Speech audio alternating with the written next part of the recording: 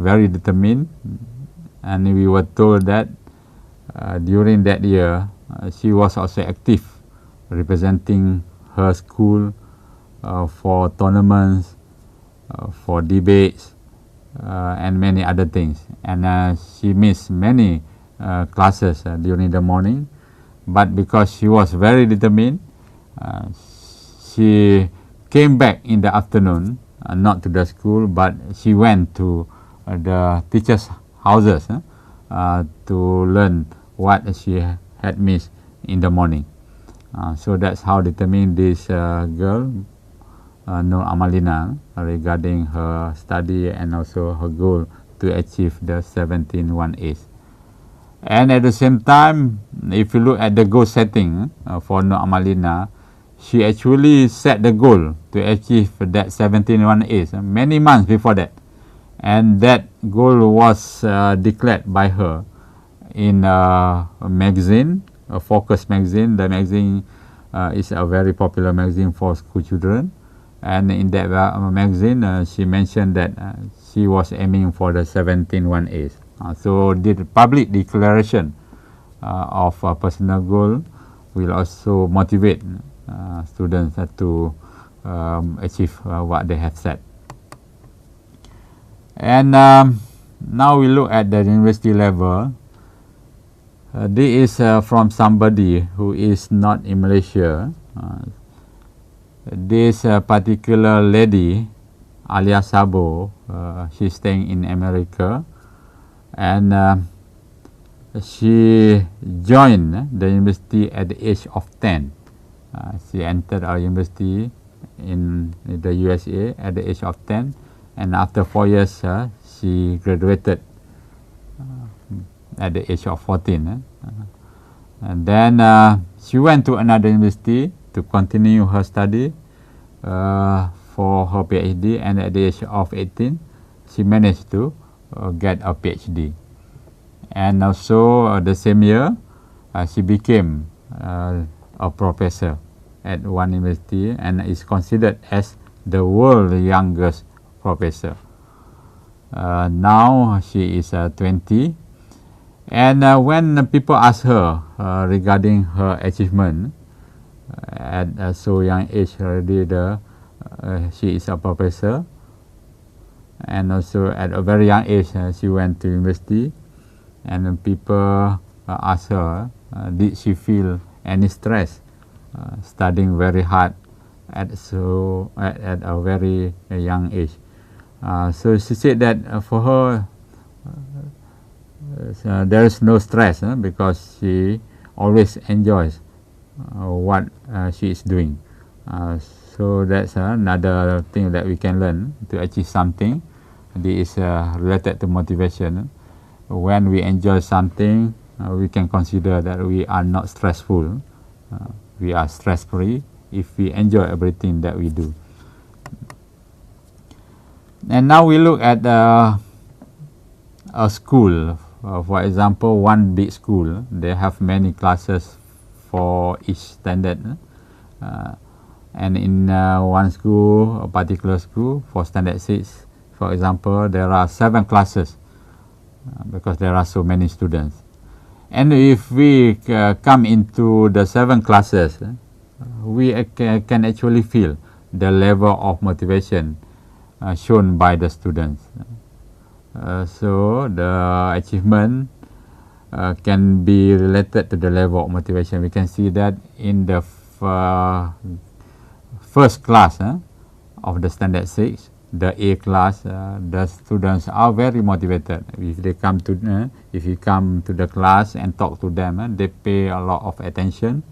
Whereas if you go to the 7th class, then we can have a different level of motivation, where students are not paying attention, they are not motivated to learn. So these are the things where we can discover. Next, we look at the Maslow's hierarchy of needs. So these are quite common. But the first need that people requires is the physiological needs. which is considered the lowest level. Everybody needs this. So people need food, water, and they need to have enough sleep. So these needs should be fulfilled first before people will tend to be motivated to go for the next level of needs, where the next level is called the safety needs, where people are concerned about security, about their health, and about the stability. That means everything should be quite stable. It's not that sometimes we have food, sometimes no food. So in this case, stability, that they can have food every day, for example. They can have a salary every month. They have a job today, tomorrow, next month, next year, etc.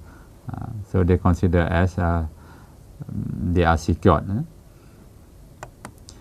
Then the other level, the higher level, is that people will require the needs of having friends, having family, and probably having partners.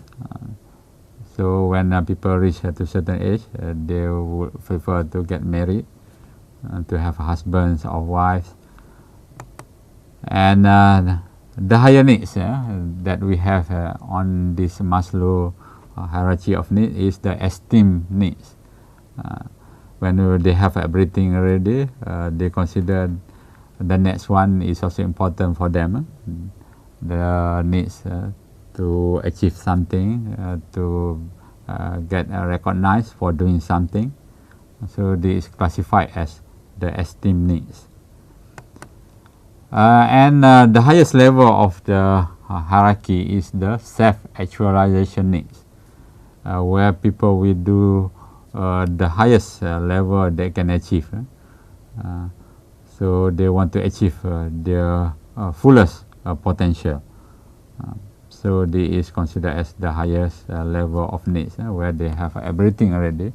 They don't need money, whatever, but they do something because they want to show that they can do more.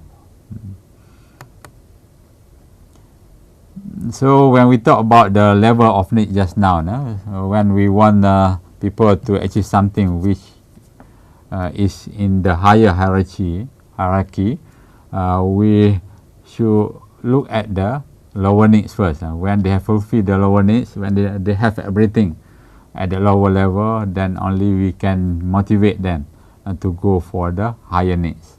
If not, they are busy with the lower needs and they don't have more the time, or they are not motivated to fulfill the higher needs, because to them the lower needs is more important to them at the moment.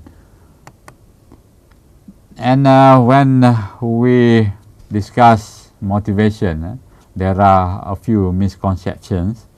The first common misconception is that we always tend to say students are not motivated.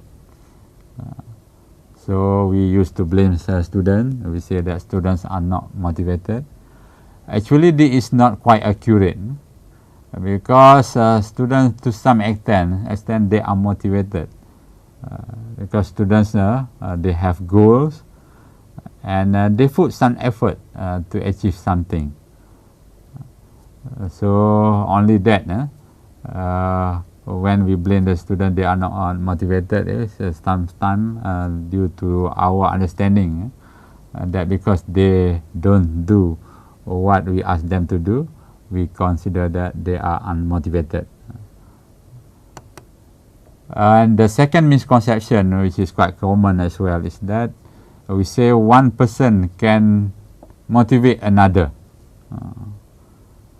So this is not accurate, because motivation is not direct.